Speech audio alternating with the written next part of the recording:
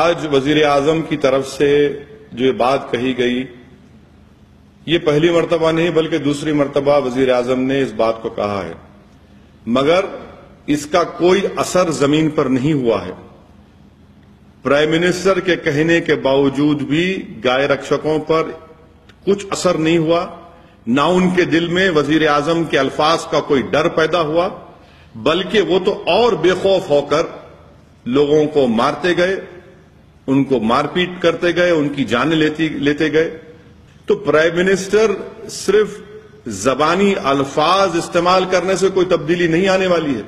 Prime minister کو اپنے اختیارات جو دستور نے ان کو دی ہیں وہ استعمال ہی نہیں کرنا چاہ رہے ہیں، اور میرا ماننا یہ ہے کہ زمین پر کچھ اثر ہونے والا نہیں ہے جب تک ہمارے ملک میں انسان کی جان کی قیمت ایک جانور سے کم ہوگی، یہ واقعات ہوتے رہیں گے۔ کیونکہ بی جے پی تو اپنے اصلی ایجنڈے میں ناکام ثابت ہوئی، 2 کروڑ نوکریاں فراہم کرنے کا وعدہ کیا تھا، وہ اس میں ناکام ثابت ہوئے۔ کشمیر میں ان کی حکومت ہے، وہاں پر نارملسی نہیں، بارڈر پر سیز فائر پہ وائلیشن ہوتا ہے، اس پر کوئی نہیں ہے۔ اب تو حد یہ ہو گئی کہ ہم نے انڈین ایڈمنسٹریڈ کشمیر لفظ کو بھی ایکسپٹ کر لیا، یعنی ہم یہ مان رہے ہیں کہ کشمیر ڈسپیوٹڈ ہے۔ 70 سال سے ہم کہتے ہیں کہ کشمیر پر کوئی بات چیت نہیں ہوگی، مگر